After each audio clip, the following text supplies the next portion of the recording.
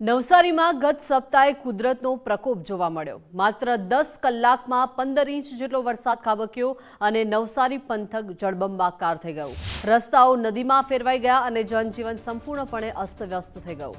આકાશી આફત બાદ હવે સ્થાનિક વહીવટીતંત્ર સફાળું જાગ્યું છે। સમસ્યાના કાયમી નિવારણ માટે જનપ્રતિનિધિઓ અને મ્યુનિસિપલ કમિશનર ગ્રાઉન્ડ ઝીરો પર પહોંચ્યા છે।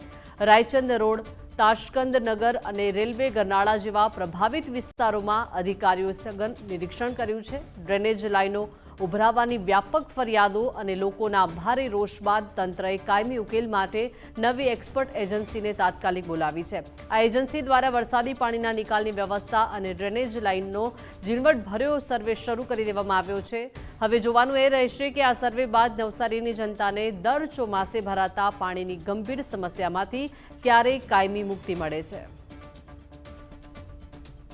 ગત અઠવાડિયે જે પાણી ભરાયેલા હતા એ એરિયાની 2-3 દિવસની મુલાકાત લેવામાં આવે છે અને એ મુલાકાત દરમિયાન ચોમાસાની અંદર જે પાણી ભરાય છે એ એરિયાની અંદર પરમનન્ટ પ્લાનિંગ કરી અને નેક્સ્ટ યર પાણી ન ભરાય એ માટે આજે વિઝિટ લેવામાં આવેલી અને એ વિઝિટ દરમિયાન જ્યાં જ્યાં ડ્રેનેજ કનેક્શન છે, વોટર લોગિંગના એરિયા છે, સ્ટોર્મ વોટર નાખી શકાય એ પ્રકારનું પ્લાનિંગ કરી અને આપણા આર્કિટેક્ટ અને એન્જિનિયર્સ દ્વારા ટેન્ડર વ્યવસ્થિત બનાવી અને નેક્સ્ટ યર આ પ્રકારની પરિસ્થિતિ ન નિર્માણ થાય એ માટેનું આજે આયોજન માટેની વિઝિટ હતી। વરસાદ પડ્યો અને નીચાણવાળો વિસ્તાર એટલે રાયચંદ રોડ છે, અહીંયા લેવલ બહુ આજુબાજુ કરતાં નીચું હતું ને પાણી ભરાયું હતું। સાથે સાથે ડ્રેનેજના પાણી પણ બહાર નીકળતા હતા અને આ લોકોની ફરિયાદ હતી કે એક વખત અમારી ત્યાં મુલાકાત કરો ને આજે કમિશનર સાહેબ સાથે આખી ટીમ કોર્પોરેશનની આનું કાયમી સોલ્યુશન આવે એના માટે અમે લોકો આવ્યા છીએ અને સર્વે કરીને આ ડ્રેનેજનો જે પ્રશ્ન છે એ સોસાયટીવાળાની સાથે સહમતિ કર્યા પછી કાયમી નિકાલ આવે એવો